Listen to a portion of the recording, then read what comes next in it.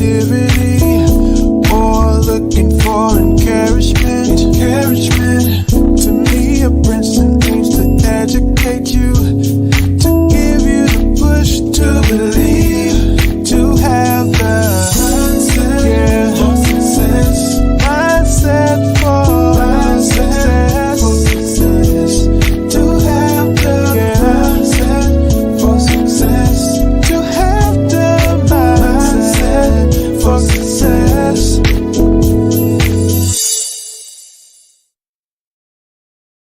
All right. Welcome to the Mindset for Success show. I'm Temia Brinson, your host, and our guest today is Pastor Gregory James, and he is the pastor of Life Church International Center in Tallahassee, Florida. And we also have Mike Scott, and he is a mentor and community advocate in Orlando, Florida. So, Pastor James and Mike Scott, welcome to the show. Well, first of all, let me say thank you so much for the invitation. I'm just delighted to be here with you and Mike, who is an advocate of change. So I feel real special this morning.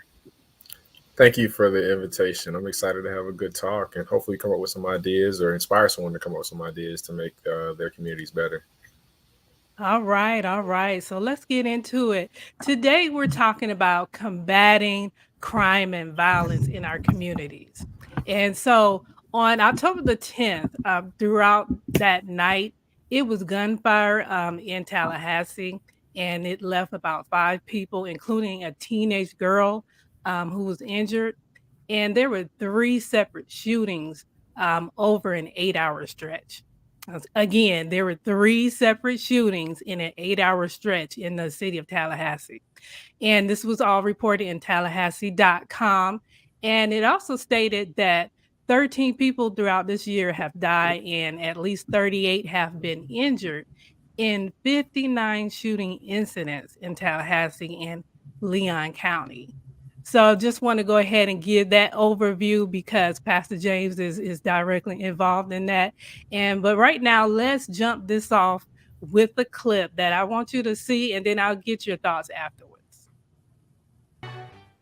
This weekend, 3 separate shootings left 5 people injured in Tallahassee. The first shooting, Saturday night at 8:30 at the Griffin Heights Apartments. Then, at 2 in the morning, another shooting at Pasco and Liberty Streets near Florida A&M University. The final shooting at 4:30 in the morning on South Gadsden Street near Cascades Park. We've got some major work to do. Getting to the bottom of the gun violence problem is going to take work from the police department, faith leaders, and community members across Tallahassee. We are fighting a major fight to keep communities safe. From Saturday night into Sunday morning, shootings in Griffin Heights, Cascades Park, and Pasco Street resulted in 5 people hurt. Now community members like Lamonte Moy want answers from leaders around Tallahassee about how they're planning on solving the violence problem that's making itself known around the city. We're losing lives left and right due to the devastation of COVID, and the last thing we in the black community in particular is to be losing our loved ones due to violence and gun violence. All right. So after watching this, Pastor James, let's kick this off with you. What is going on? Why is there such an uptick in these shootings? Do you know anything about why these keep happening in the city? And then also, what can we do about it? Well, I think that when we look at the overall rate of crime, this past weekend in our city just happened to highlight what is happening on a national level. I mean, in less than 24 hours to experience what we experience is quite alarming. And I would say that when we look at it and the violence that we see, I think that we have to come to a place of figuring out how do we engage our faith leaders more into our community so that they can become more involved in bringing solutions to the community. I mean, our young people today, they are faced with so much. And I think it's incumbent upon us to look at the faith leaders, the church, which is the center of the community. How can it become such a strong resource in the community? So I think we've got to figure out ways, and we got to figure out some programs that will give aid to what our young people are dealing with on a day-to-day basis. Okay, wonderful. And Mike Scott, let me go to you because I know that there's also, a degree of crime and violence in Orlando as well. What do you think the problem is as far as crime and violence, and what can we do about it? Um, I think the problem of crime is violence is not like one singular problem. It's a combination of problems. You look at these young people and the music they listen to, for example, and then the visuals associated with the music. Like, it's cool to have a gun. It's cool to post videos in the gun. Only now do you see law enforcement agencies arresting prominent social media influencers, prominent rappers for possession of firearms, even having real firearms in their videos. But it doesn't stop them from possessing it. Whether I'm a convicted felon or someone who's a law-abiding citizen, fear is the same. And so if I live in a neighborhood or an area, or I have a perceived threat and I take measures, whether it's to get a firearm or a knife to protect myself, it's kind of hard to legislate or legalize or make something illegal when it comes to fear, because whether you're a convicted felon or not, you can still be afraid of something. And I think that that's why you see a lot of guns. One, because it's glorified, and two, because there is a real genuine fear or young people of something happening to them, so they feel the need to carry a firearm to protect themselves or the people they love. Right, right. And so, Mike, going to you and what you're doing, I saw that you shared with your audience on social media that a few years ago, you started a mentor, to mentor this young man because that's what you do. You mentor a lot of young people, and of course, I follow you. And again, thank you for your service. Um, you started mentoring this young man who was headed down the wrong road, and when you met him, he was 13 years old and he had already been arrested 9 times. So, in all of that you do, um, you got to him a little late, but in all that you do, what can we do as far as individuals in our community? What can we do when we see a young person that's headed the wrong way? This may sound kind of cliche, but love on them. Validate their feelings. Like, even it's kind of hard to see, but like even the shirt I'm wearing right now, it's made by a young person. He's not young anymore. He's in his mid-20s. But he started a business, went to prison for 5 years, and he came out and worked at a local restaurant here for 3 years, saved up enough money, started a clothing and apparel business, started with shirts, and now he has hats and shorts and even sandals. So when I say love on them, saying you love them, but also being there and supporting them. I think we as adults, we look at young people's issues as not valid because we are adults, right? But to them, it's real. And so you have to validate their concerns, but also help them navigate it. Oh, you ain't got no real problems because someone posted something on social media or someone doesn't like you. To them, it is very real as it is any problem that we may have with a mortgage, rent, or car payment. And so we have to address their issues as if they were adult issues and give them the same support we would give other adults. And I think that's one thing that you can do with young people, is just kind of validate their concerns and help them navigate it. Okay, wonderful. We getting some answers. I like that. Pastor James, same question to you. And I know you stated the church is, you really want to see the church be involved in the community. But besides the church, because I myself mentor throughout my church as well, the young people, a few young girls, the young ladies in the church. But besides that, the regular person on, in the neighborhood who go to job, they go to work, they have their kids, but you may see someone in the neighborhood that's going the wrong way. What do you suggest that person do? Well, I think as Mike was said, when it comes to the cliche, I mean, loving on individuals brings about change. As they always say, people don't care how much you know until they know how much you care. If we're going to really see real change happen inside of our communities, then we've got to take that initiative to become the hands that help, become the mouth that gives advice, become the feet that moves people in a different direction. So it's incumbent upon us as individuals to say, how can I become involved? And mentoring is so vitally needed in the lives of our young people.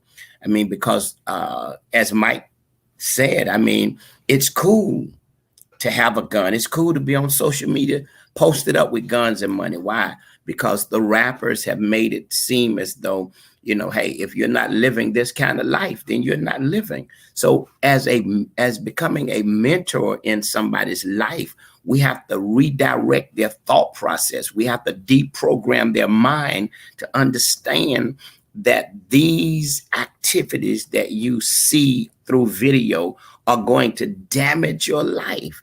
So I think it's each and every one of our responsibilities to mentor. One of the things that I do after spending almost 13 and a half years in federal prison, being sentenced to life plus 40 years, I think one of the most changing moments that I incurred when I was able to see 3 generations inside of a prison. I saw a grandfather, I saw a father, and I saw a son in the same institution I was in. And they were laughing and having like a family reunion as if it was okay.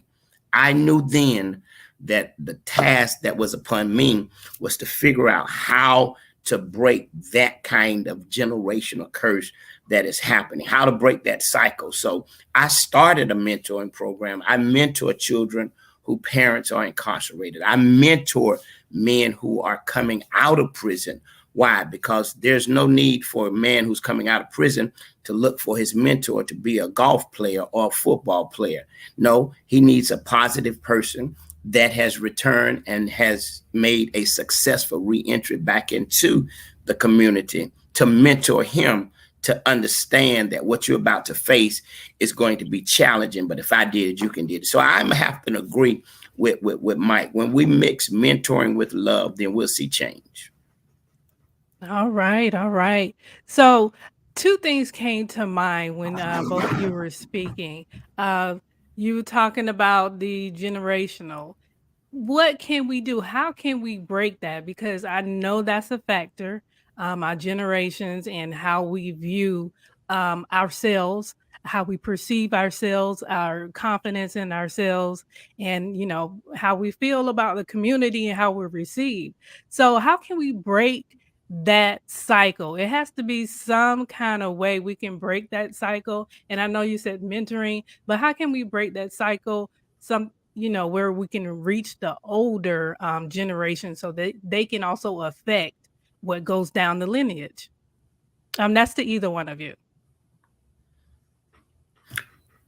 I think Overseer James if you notice what he said, he talked about he mentored the entire family.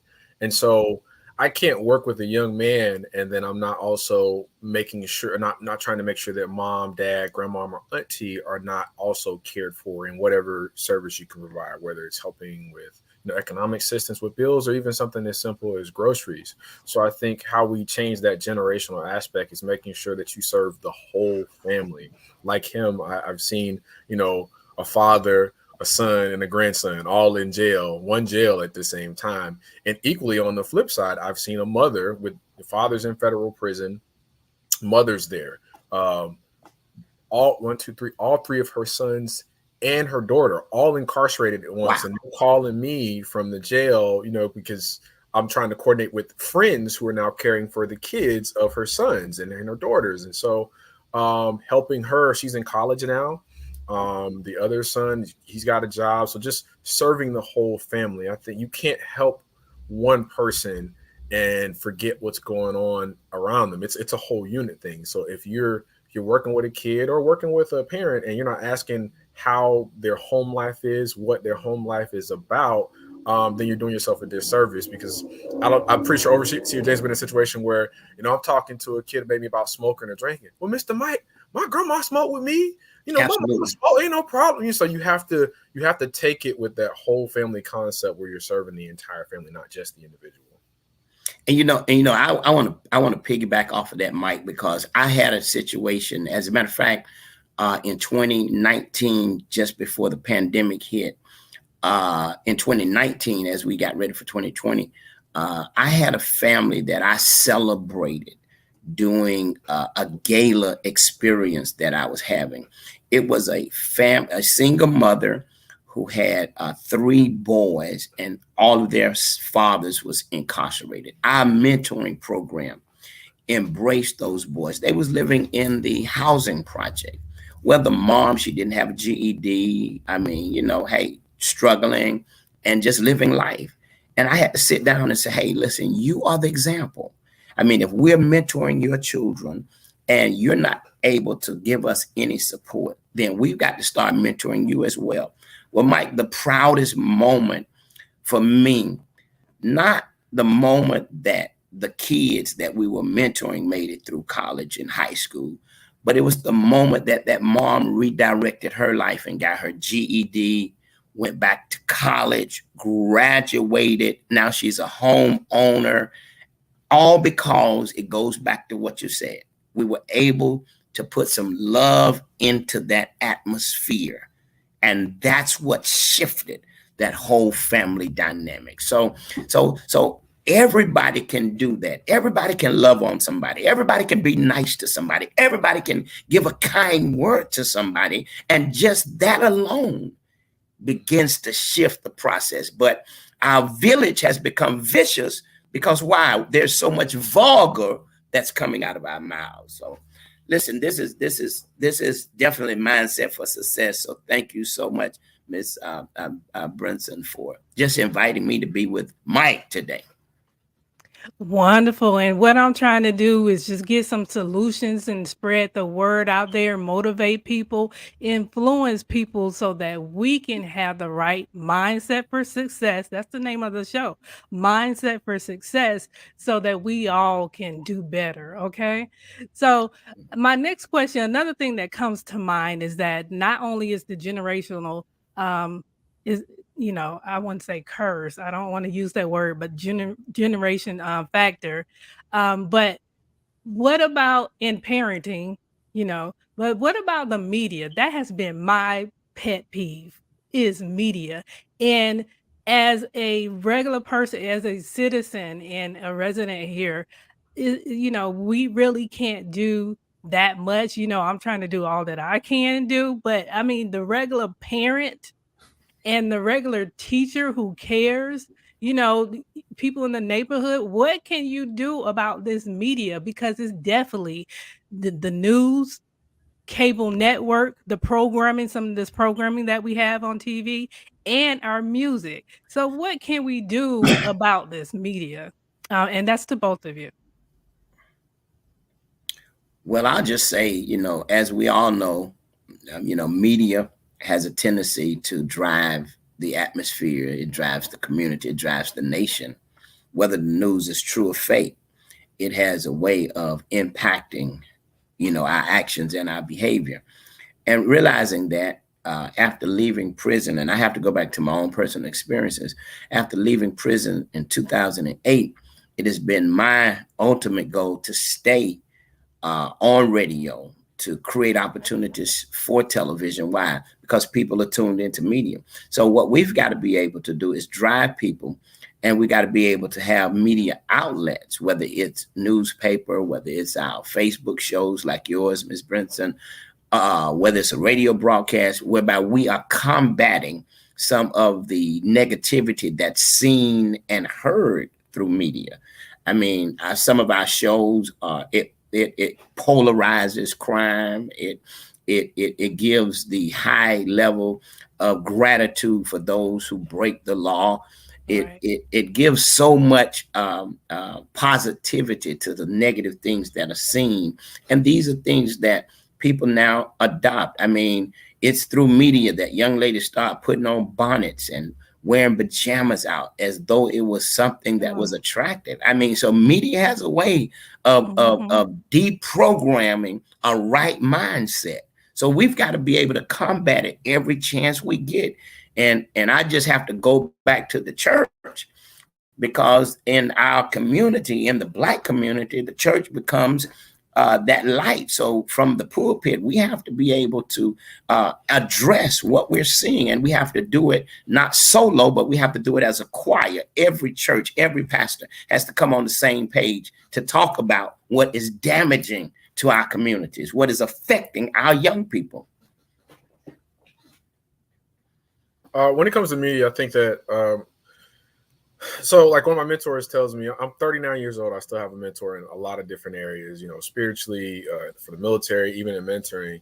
And one of my mentors in mentoring, explains to me often that nothing is bigger than the system. You can't beat the system. And so since you can't beat the system, you have to learn ways to navigate and operate in it. And one of the ways we do it is by what you're doing right now. For example, Temia, you take it upon yourself on a Saturday morning to talk about combating violence. We've all seen the power of social media and how where years ago, the power to, inform the masses was in the hands of a few, corporate entities, a few news stations. And now, any individual can now reach the masses with a simple post on any platform and become the news and through their community become credible news. So I think that we support those in the community that have lived experience, as Overseer James keeps talking about. He went to prison. That's lived experience. So I'm going to probably want to listen to him about issues that may impact people who are incarcerated and those coming from home, as opposed to your traditional news networks, because he has that lived experience. Like, he's been there. He didn't go there to do a quick interview. He actually lived that. So, that's where you look at, changing, where we get our news source from, where we get our media from. I go to Twitter. Like, if something's going on, like Facebook was out a couple weeks or so ago. And I was like, well, let me go on Twitter. And as soon as I came on Twitter, it was a trending thing, based on the people I follow, what was going on. Facebook is down or whatever. And the jokes about, the Facebook whistleblower, they're changing all the passwords so that everything she's talking about doesn't exist anymore. But, things like that, just taking, your neighborhood and your communities and becoming your own news source, getting your own stuff, verifying your own facts. So you're not reliant upon these large organizations to kind of influence you in one direction or another. And to All right. Yes, go ahead. Can I just add on to what Mike said? And because I think that it's so vital in this hour that we're in now to have people who have lived experiences to become walking medias for their communities. I mean, when you talk about the violence that we're having, there are some people who understand the consequences of carrying guns. There are some people who understand the consequences of gun violence. They have to become voices that we listen to. And as Mike said, with all of the social media outlets now, listen, one tweet has the tendency to make the stock market or make the indices change in a different direction. So people are tuned into social media. And if we get enough people understanding that your voice matters, somebody's listening, then you turn up your volume and we can stop some of the vicious cycles that are taking place. So Mike, that was lived experience. I'm gonna have to keep that one, Mike, and use that one as a part of my reservoir for conversation now. It's a true story. Go ahead. All right. So we can go ahead and look towards that and then know that, we can better improve our neighborhood and our communities. But also, going back to parenting, I think I kind of skipped over that part. Talking about generation, and then I meant to transition into parenting. But let's go back to parenting. What can we do to get to the parents in time? Because as you know, like I was alluding to before, the generation cursed or the structure of the home, it does matter. So how do we get to them so that they can influence their kids and so forth? I know that there are parenting classes out there, but maybe this is just me and my observation. It seems like they go when it's too late, when something happens in the home and they have to be, it's court ordered, So how do we get to these parents before, it gets out of hand or correct the family structure and their parenting? Again, this is to both of you.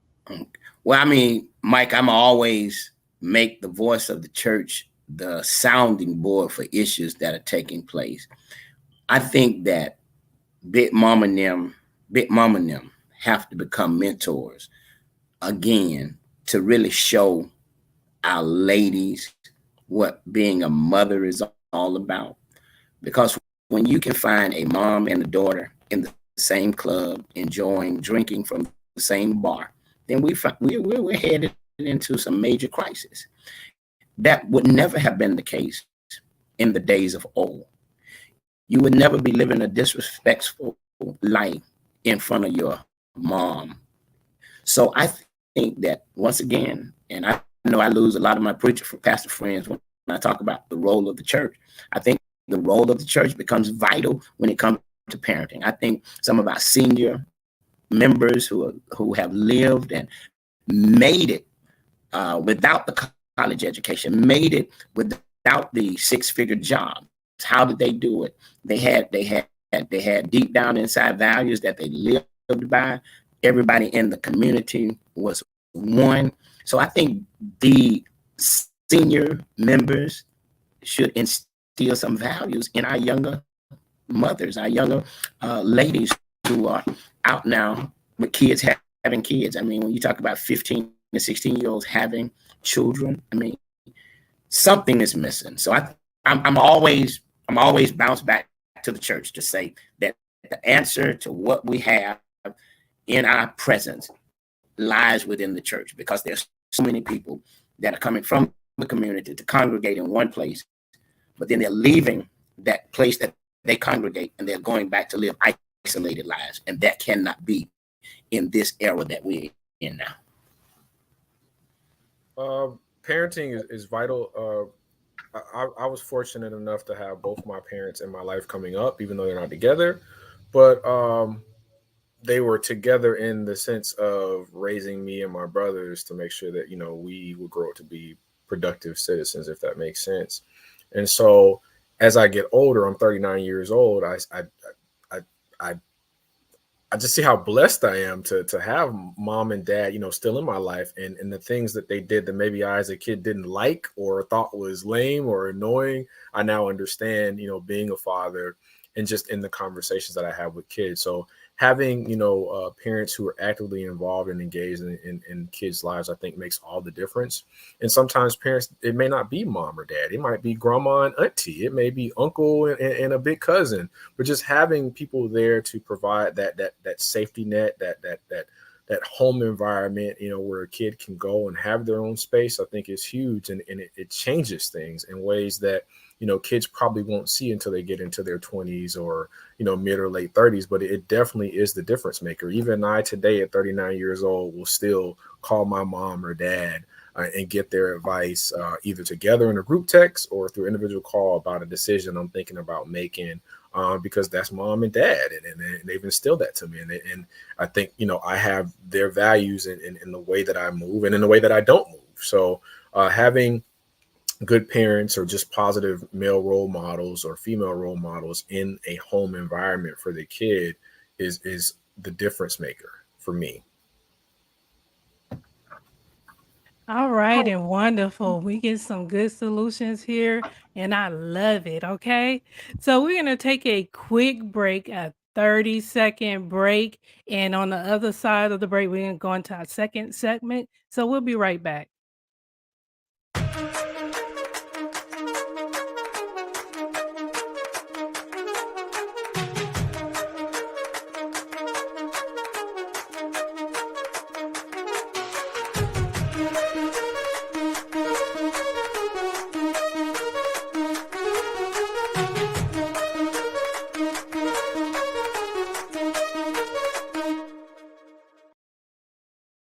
All right, all right. We are back. We are back again. You are watching Mindset for Success Show, and I'm Temia Brinson, your host. And our guest today is Overseer Gregory James, and he is the pastor of Life Church International Center in Tallahassee, Florida. And we also have Mike Scott, and he is a mentor and community advocate in Orlando, Florida. Okay, let's get right into this other segment, the second segment. And this is where we talk about how can we get our community to having a mindset for success. And I want to start with you, Pastor James, because I saw on your social media, again, I follow you too. So let me just quote what you shared with your audience. You stated that we must formally activate the capacity of the church through formal partnerships with government and law enforcement. And can you elaborate on that? Because I know you've been speaking about the church being involved in the community. But can you elaborate? What does it look like to have churches partnering with government and then law enforcement as well? Well, what it looks like the change that needs to happen. The Bible says it like this: pray that the kingdom come and his will be done. And when Jesus was here, he said the government was upon his shoulder. So I feel like we, as the body of Christ, must take an active role in providing the leadership that is needed in the government. At the end of the day, the Bible makes it clear that when those that are not in line are in office, there is total chaos. But when the righteous rule, there is peace. So the church has an active role to be engaged in policy, engaged in creating opportunities with law enforcement, bridging those gaps. And a lot of people, in my area, see the involvement that I have, and sometimes they feel like, well, you shouldn't be involved in that. And I say, why not? Because if there are going to be policies that put in place, then I want to be at the table with a voice to help make sure that it's in line with what we believe as a body. So we have a responsibility to be actively activated in government in every form of it, whether it's as city, whether it's state, whether it's national. And I'm grateful for being able to be engaged. Once again, I got to go back to my lived experience. It was my lived experience that put me at the table when 45 was in office to be able to talk about the First Step Act.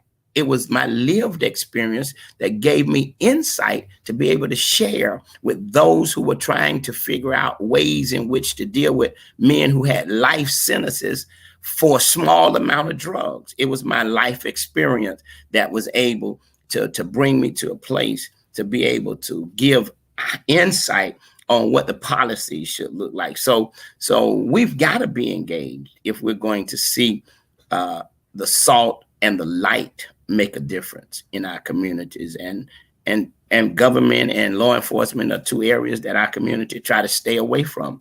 But I think that as a leader in the body of Christ, I think we've got to get to the table. All right. So, Mike, let me go to you because can you explain it? Well, just tell the audience what you do, because when I realize, again, I follow you, so I know what you do. You advocate on behalf of your mentors, your mentors. I'm sorry, is it mentees or mentors? I'm sorry, I'm having brain fog today. It's both of them. I'm sure he's Okay. advocating for both. Yeah, but he actually worked with court cases, and he go in and work with their attorneys and work with the prosecution. Let me, Mike, you have the floor. Tell the audience what you do, because I follow you and I'm like, what? Did that just happen? Okay. So I started as a mentor for the public defender's office in 2004. And I knew what mentoring was, but didn't understand the scope and what I was kind of falling into, because to be candid, I want to, join the military and go into law enforcement coming up. But so I started becoming a mentor, and it became so much more than that. It became a case manager of sorts, and really spoke to programmatic aspects of what we would do for a youth or a family if the court decided that they weren't going to incarcerate them. In 2009, myself and all of my friends who are mentors and also consequently also veterans started a nonprofit called Helping All Youth Achieve.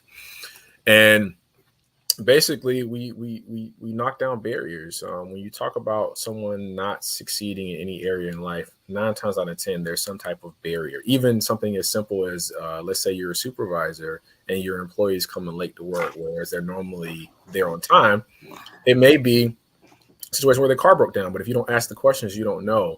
And so when I go to court, normally it's usually in pretrial conferences and meetings outside of the courtroom to kind of speak to mitigation. Hey, if we, go with probation, they've accomplished this particular goal. They got their GED, they got a job, they got a promotion to a job. And if you allow them to remain in society, you have a team of individuals who are going to work with them. So I kind of advocate for them on the legal aspect, because think about it. If you get into a crime, mom, dad, girlfriend, boyfriend, they're going to come to court. Oh, he's this, he's that, or whatever. But that isn't a neutral party that can speak to, what they've done and what they're likely to do. They're just speaking based on their personal relationship. And while that has significant weight, a court has to make decisions on, things that are not related to familiar relationships, and kind of look specifically to what is their likelihood to reoffend again, and are they a danger to the community. And so I speak to that, and things that will let the court know. You can't guarantee anything, but let the court know that, hey, if you do rule in this particular direction, you have some safeguards and some resources that will make sure that this particular individual is not likely to reoffend and more likely to be a successful and contributing member of a community, as opposed to a danger to it. Wow. Wonderful. Wow. So that's awesome, because I wanted you to say that, because I wanted you to let people know what you're doing and to give hope and faith, and actually motivate some people out there to get more involved. If you know someone who have cases, maybe you can call up the attorney and have, a sidebar with them and work with them on that particular individual, get them in programs, just advocate for them like what you do. So like my last court case last month, I got two cases I'm working with now, pretty high profile cases for some folks. And like I went to court and I get to the courtroom, and so it's co-defendants, and in this instance, both of them are friends. So when you are represented by a local public defender's office, they can't in turn represent who your co-defendant is, because even though you have that particular attorney, the entire resources of that office is to make sure that their client is well served and do what's in the best interest. You can't do that if you have co-defendants. So you have conflict counsel, who is a list of basically private attorneys that sign up with the court, and they do the overflow cases, or cases that the public defender's office in any county in Florida can't represent. So in this instance, I get to court going to represent one on the PD case. And then my other mentees there gives me last minute notice that he had court. So they had court in the same day. So I'm outside with the PD, the prosecutor, and the conflict counsel. And we're talking about, individual marriage for each kid, or not kid. I mean, they're young adults at this point, but just talking about, hey, this is what legal's asking me for. This is what their attorney's asking me for. What can you tell me about this individual? How likely are they to reoffend? Those type of questions. And I remembered the prosecutor from another case like 3 years ago. Like I remembered her, but I remember which case. I was like, I know you. And she's like, oh, from this case. I was like, oh, okay. So we started talking, and just that relationship with the prosecutor lended credibility for me. So when I spoke about, their likelihood to reoffend or not, it carried weight, because I had, just presented in front of her in a case years ago. So just talking about that, so that when we go in front of the judge, prosecution and defense have already discussed kind of how they want to proceed. The victim of the crime is, happy of sorts, because any decisions that the prosecutor decides to make, they're going to let the victim know, are you okay with this first? And so all parties are served. Justice is served. The victim gets, whatever resolution, whether it's restitution or whatever, they're happy, they walk away whole. And then the person who committed the crime, made a mistake for one reason or another, gets punished or learns from their actions, but also has the ability to recover. I think that a lot of times when you punish individuals, you forget they need to recover. If you come home with no resources, you can't live here, you can't work here, you can't do this, you can't do that, then you're more likely to reoffend. We want a society where everyone is contributing. And so if you don't have measures, people, and systems in place to help those who make mistakes, then how great of a country are we if we can't help the least of us, particularly those that make mistakes? So that's kind of where I come in. That's where, me and my fellow mentors come in. Like I said, we're all military veterans. We're all volunteer nonprofits, so no one draws a salary. If you do get something, hey, you spend some gas money or whatever, you get reimbursed that, but, we're a small nonprofit. just focusing on young people and young adults and their families and just helping them through some of the most tragic times. We've even had to pay for funerals. I've written probably 20 or 30 obituaries because mom or dad didn't know where to start, or we paid for paying for the programs, just being there in the time of need. You got to help people. Everybody's gonna go through something. Right. Everybody's gonna struggle. Everybody's gonna make poor decisions or whatever, but sometimes we get in positions of success and we forget I made a mistake before. I might have stole some candy out the store. I didn't, I wasn't always here. Right, So right. kind of putting yourself Okay. in position, using those lived experiences and saying, hey, I'm not perfect. And instead of beating someone over the head when they make a mistake, hey, listen, these are the consequences, but let me coach you through so that you can be a better person. Like, that's me. I didn't mean to get into my preaching mode. My bad. I come from a That's family of okay. pastors, so I have to learn to talk in snippets because I'll get long-winded and go on a tangent. But Hey, yeah. wow. I mean, Tima, if you don't mind, I'd just like to say, Mike, and to all of your mentors who are working with these individuals, man, you were making my heart feel so overwhelmed with joy, because to hear you being that person that's there between the PD's office, the state attorney, and the family and the friends, man, that's what I've been doing day in and day out. As a matter of fact, I'm working with a situation now, just started last week, where a young man is in jail based on a violation, based on what people said.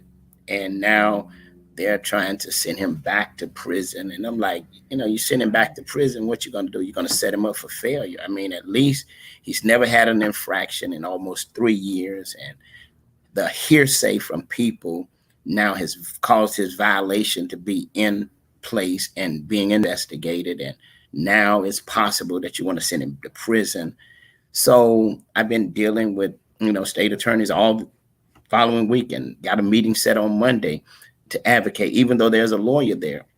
Wow. One of the things that I know, and Mike, I'm sure you know this as well, all they see is a folder and the paper that's inside of it. They don't see the individual. And so, and like you said, this volunteer, we're doing this volunteer. We don't get paid for this. We do it because we understand the value of it. So, man, I can't wait to get off so I can get your information, because you gave me one word today that I probably will make the highlight of my conversation on Monday. If you send him back to prison, how he's going to recover. And if he Okay. don't recover, it's a possibility that he'll be rearrested. So let's not try to go down there. So thank you, Mike. Thank you, team. I'm happy. I mean, I can be relieved from the show because Mike just gave me the answer I need come Monday morning. The word is recover.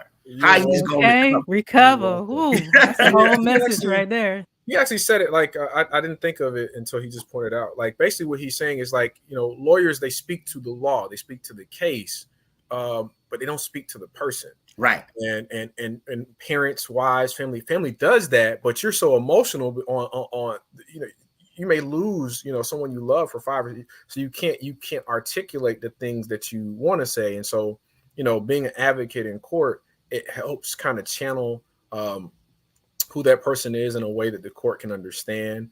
And sometimes it requires writing that, depending on the judge. And so doing that, because sometimes, that's my son, that's my baby, I love him, he a good kid. Yeah. But that ain't doing no not good. That ain't going to. You got to come a little bit better than that. Yeah. You got to be able to talk about some things. So that's kind of how we advocate in court. All right. All right, wonderful. So the audience, you guys who are listening and watching, I hope you are motivated by this to get involved in your community, in your neighborhood. And right now, let me just move on to law enforcement and the community, because Mike, Orlando always had like the national night out. You have the officials, and then you have law enforcement come out with meet the community and have that personal relationship with them. But I like this new police department, and I'm not advocating for no one. I'm not on either side. This is just to me. I'm always in the middle, okay? But I like this new department because they're stepping it up in terms of their outreach. And again, I follow them. I follow their page as well. And of course, I love this new media. They're doing like a series of media campaigns. So that's what I like, of course, and then, but I like to see them have, more visibility in the local media, for example, the local networks and, on radio, also TV, cable, and not just only social media. Although they are reaching a large audience. I think they got like 97,000 followers on social media. So that's a good, following right now, and they're getting the word out. But I just want to play this clip and have the audience know um, what community involving with the law enforcement, what that looks like, because I really think, it's still some things that they need to improve on. Not saying they're perfect, but I just want to show this clip of the efforts that they're doing, because a lot of time we do give a lot of criticism, but we don't show the positive. So we need to let them know, hey, I like this. Keep doing this. Okay. Let's watch this, and I want your thoughts on the other side. Hi guys, I'm Officer Victoria Scott with the West Patrol Division, and on Saturday, July 31st at 5 p.m., we'll be out at the library off of West Riley Street to hand out these nice backpacks to you all. Hey guys, I'm Officer Kerr of the West Patrol Division. We've partnered with the Stars of West Orange and First Baptist of Orlando to make sure that you guys start the school year off right.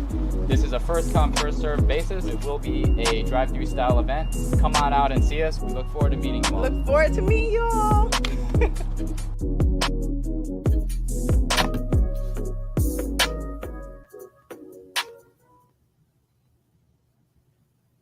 All right.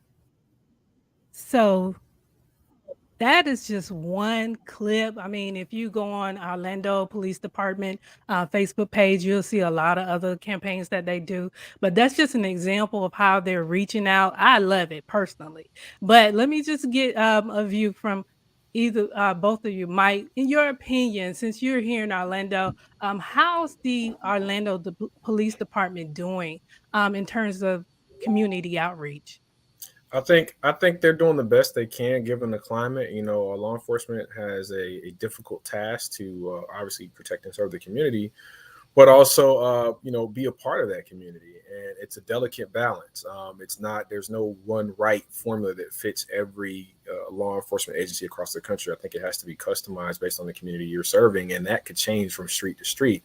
And that particular clip that you played, Officer Brandon Kerr, he used to work for Ocoee Police, and that was an officer unit elect. That wasn't like something from the top down. That was from the bottom up. And so that's the type of community policing you want to see.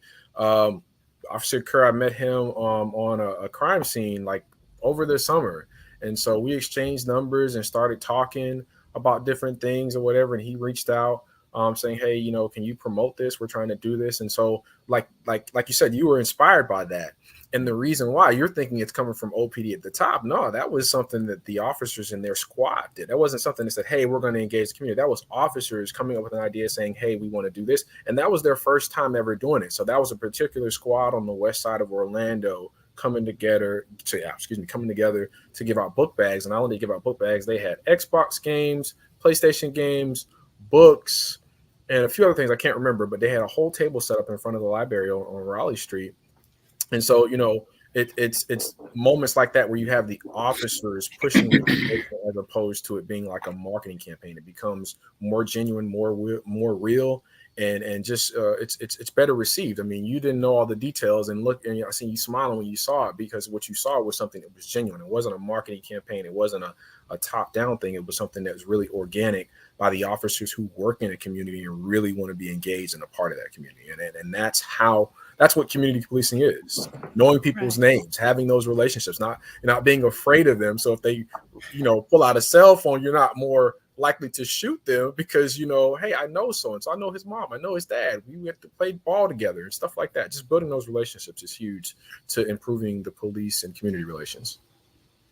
Yes, I mean, I really was inspired, and that's the reason why I wanted to play this clip, so that whoever's watching, if you don't see this happening in your city, maybe you can send that to them and say, hey, this is an idea, and I would like to see this in my community. Overseer James, let me go to you. Now, I'm not picking on your city, It's but okay. but I did go to Tallahassee Police Department Facebook page, and it's some action. you know, they're trying. But I see at least they have a community listening session coming up. So, but that's about it that I saw. So, in your opinion, let us know what's going on with Tallahassee. How do you feel, in your opinion? How's the police department doing in terms of community outreach? Well, I think that where we are now, because we were in transitioning from a to a new chief, our new chief has taken on the role and responsibility of leading our police department and their major tasks that he's facing. I mean, one, we see how much crime is going on, but overall, our police department is engaging. They're engaging more into the community. They're doing more things to bridge the gap between community and law enforcement. And that's major. I mean, and when it comes to the community, what I just saw from Orlando is some of the things that we do here. And it's so vital because why? We want the community to know that not only are we there to protect and to serve, but we're there as humans who are able to do acts of kindness and be genuine in doing it.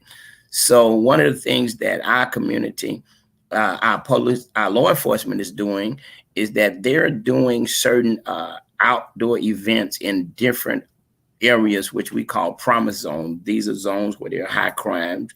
I mean, the community, our law enforcement's out there with local leaders doing, the normal giveaways, meet and greets, hot dogs, snow cones, where people can actually interact and engage. So we're doing some things on a smaller scale, but I think our biggest challenge now is trying to combat, some of the violence that we're facing. But we are making a difference. We just had a listening session this week that's led by one of our pastors. So you had it already. Yeah, okay. We had it Thursday. And one of the pastors led that, and we're just trying to make the community more engaged with law enforcement, because we all come to the grips of knowing that the community feel and believe, hey, we don't trust law enforcement, so we got to build that trust there. So we are engaging. Thank you. Wonderful, wonderful. So at this time, we're going to wrap it up. We almost to our time. So before we go, though, I want each one of you, I'm going to give you space to make any kind of announcement or, any kind of projects you're working on, just to put that out there. And we're going to start with you, Mike. Is there anything else you want to say or announce today? Nothing I want to really say or announce, but I don't do anything special. I just help the people that I know and those in it. And I think that if you're looking for the change, it has to start with you. I mean, you're the saying, be the change you want to see in the world. I mean, I think that's 100% true. For us to have a better community, it starts with us working in our own communities, and then pulling our friends, family, and resources to support whatever endeavors that are positive in our own neighborhoods. And I think if more people start to do that, you'll see a lot more positive engagement in the communities, and not so much friction or fighting because you're from here and I'm from there. So if you're watching this and you're trying to determine, what can you do as a person to make things better for those in your community and those around your community, start small. I took it's 11 o'clock now. I have a mentee text me this morning. Text me my first and last name, and he said, I'll read the text to you. He, good morning, Mike Scott. And I was like, oh, here you go. It's early in the morning. What's up? I'm thinking something happened. He goes, I'm going to be giving out bagged lunches today to the homeless. Also, my probation officer may give you a call. Just a heads up. Just wanted to let you know I'm doing something good in case you want to come out and support. I was like, okay, I'll try to stop by. So, something small like that, I don't know how much he's going to give or whatever. He's not doing it for probation. He's just letting me know his probation officer, she probably told her something and she's going to check and verify. But, on a Saturday, he wants to give out stuff and he's a rapper. So, little things like that. Be the change that you want to see in your community, and you'll see the results. All right, wonderful, wonderful. And like I said, I love the energy here today. I love that we're coming up with solutions and we're coming up with motivations. Hopefully this will motivate people out there to get more involved and to do it at an individual level. And then once we do that, us as a community, then we'll come up together. Okay. And right now we're going to go to you, Overseer James. Anything you want to announce or anything, any projects you got going on? Well, nothing right now. We are, closing in on, last quarter of the year. And one of the things that we're in the process of doing is making a major call for men. It's a call to action so that before the end of the year, we're going to be doing a Men at Night Summit, Men at Night. And that nighttime is going to be midnight. And the reason being is because at midnight, Paul and Silas prayed and chains were loosened in those who were in bondage. So I talked with some pastors, and we'll be announcing that soon, where we're going to be having Men at Midnight. And it's going to be our Men at Midnight Summit. It's going to happen before the end of the year, but I'll be announcing it and keeping everybody posted, because we got to get our men back in their rightful place. And if we get them back in their rightful place, then we can see things shift. So once again, just thank you so much for the opportunity to share with you. Thank you, Mike, for the opportunity to hear your insight. And I encourage you to keep doing what you're doing to make a difference. And let's make sure we connect. Yeah, thank you. Thank you. Keep sharing that lived experience, man. Can't nobody tell the story better than someone who lived it themselves. Okay. I know that's right. Okay, well, guys, thank you. I thank you for coming on the show. You guys are an asset to the community and also to the body of Christ. And I just really thank both of you for your service, because, again, I follow both of you and I see how both of you are very effective and busy in your community. And again, I thank you for your service. All right, this is Mindset for Success show, and be sure to tune in next week, same time, Saturdays at 10 a.m., Facebook Live, and also YouTube Live. And then also, this will re-air on Kingdom Purpose TV. We're on Monday nights at 9 p.m. If you have Roku, if you have Apple TV or Fire Stick, be sure to tune in, pull up Kingdom Purpose TV, Monday nights at 9 p.m. You guys be blessed. You have